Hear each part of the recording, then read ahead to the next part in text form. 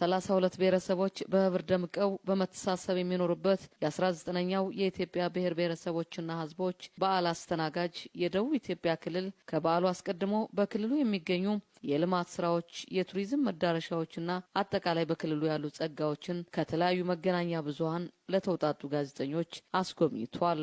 በክልሉ ከሚገኙ 12 ዞኖች መካከል አንዱ የሆነውና በኮሬ ሰንሰለታማ ተራሮች የተከበበው የኮሬ ዞን የጉብኝታችን መዳረሻ ነበር። ዞኑ በክልሉ ከሚገኙ 32 ብሔረሰቦች አንዱ የሆነው የኮሬ ብሔረሰብ መኖሪያ ሲሆን የደቡብ ኢትዮጵያ ክልል ራስን በራስ የማስተዳደር ጥያቄ ምላሽ ማግኘቱን ተከትሎ በሁለት ወረዳዎች፣ በአንድ ከተማ አስተዳደር፣ በአንድ ዋና ማዘጋጃ ቤት፣ በአራት ታዳጊ ማዘጋጃ ቤቶች የተዋቀረ ነው።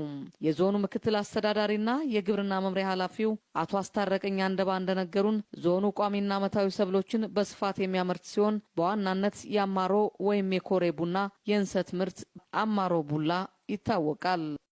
የእንሰት ምርት እንዳጠቃላይ እንዳየነው በቡላም በቆጮም የሚመረትበት ምርት ሁኔታን አይተናል።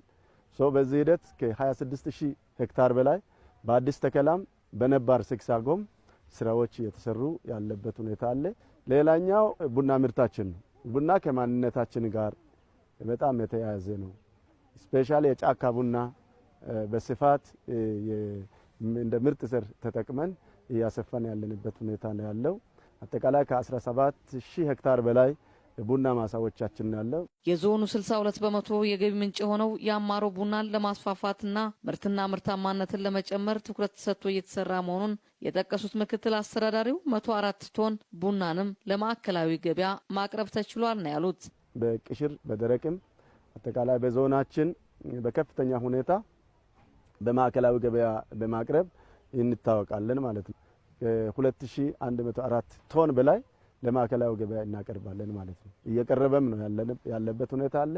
አሁን ገና ከጅማሬው ከ104 ቶን በላይ ለማዕከላዊ ገበያ አቅርበናል። አግባቡ የቡና ቴክኖሎጂዎችን ተጠቅመን ከዚህ በማሻሻል ምርትና ምርታማነትን በማሳደግ በስፋትና በጥራት ለማዕከላዊ ገበያ ይህንን ቡና የማቅረብ ስራ መስራት አለብን ብለን በሁለቱም ወረዳ ላይ ሲሪየስሊ ትኩረት ሰጥተን እየሰራን ነው ያለነው። በተጨማሪም አካባቢው ጤፍን ጨምሮ በመኸር የግብርና እርሻ በዋና ዋና ሰብሎች 67000 ሄክታር መሬት መሸፈኑ ታውቋል። አመታዊ ሰብል 67000 ሄክታር ለመሸፈን አቅደን ሙሉ በሙሉ በጤፍም በበቆሎም በበለቅም በተለያዩ አመታዊ ሰብል አዝርቶች ለመሸፈን ችለናል።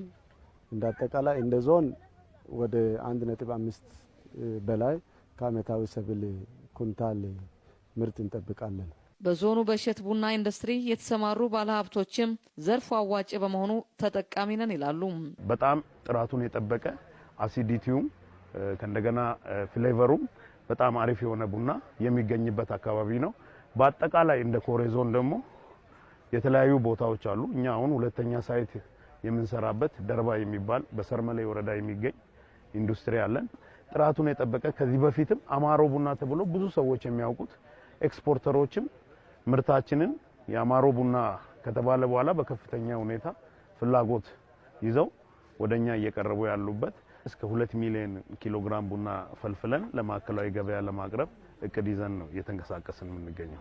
ብዙ ሰዎች ቢያንስ ከ150 እስከ 150 ሰው ግዛዊ የስራ እድልና ከ20 ሰው በላይ ቋሚ የስራ እድል የፈጠረ ድርጅት ነው። መንግስት ያለውን ነገር ቡና ላይ ትኩረት አድርጓል። በአሁኑ ሰዓት እንደዛው ትኩረት ባደረገ መሰረት እኛንም አቅራቢዎችን የተሻለ ደግፎ የተሻለ ቡና በጥራትም ሆነ በብዛት እንድናቀርብ ዞኑ ደግሞ ጥሩ ድጋፍ እያደረገልን ነው። የተሻለ ገቢ ያገኛል። በእነዚህ የእሸት ቡና ኢንዱስትሪዎች ተቀጥረው የሚሰሩ ሰራተኞችም በሚያገኙት ገቢ ከራስ አልፈው ቤተሰባቸውን እያስተዳደሩ ስለመሆናቸው ነግረውናል። አርሶ አደር ነበርኩኝ። በአርሶ አደር ስራ ሲሰራ ያው ውጣ ውረዶቹ ይበዛል።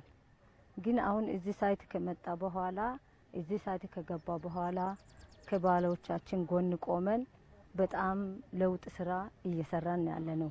ልጆቻችን እናስተምራለን። በጣም ለኛ ተመችቶ ነው ተገኘው። አንደኛ እዚህ ከገባን ኋላ ብዙ ነገር ነው ያየነው። ቤት መጀመሪያ ስንሰራ እንደዚህ ገበሬ ነበርን። ከግብርና ያለፈ እዚህ ደግሞ ሰርተን የተለወጥን ልጆቻችንንም ቤቶችን እያሳደርን ነው ያለነው። የኮሬ ዞን በጥምር ግብርና የሚታወቅ ሲሆን በሰሜን የጋሞ፣ በደቡብ የቡርጂ፣ በምዕራብ የጋርዱላና የኮንሶ ዞኖች በምስራቅ የኦሮሚያ ክልል ያዋስኑታል። ለአዲስ ሚዲያ ኔትወርክ ለተጠናቀረው ዘገባ ሸዋዬ ከፍ ያለው ከደቡብ ኢትዮጵያ ክልል ኮሬ ዞን ኬሌ ከተማ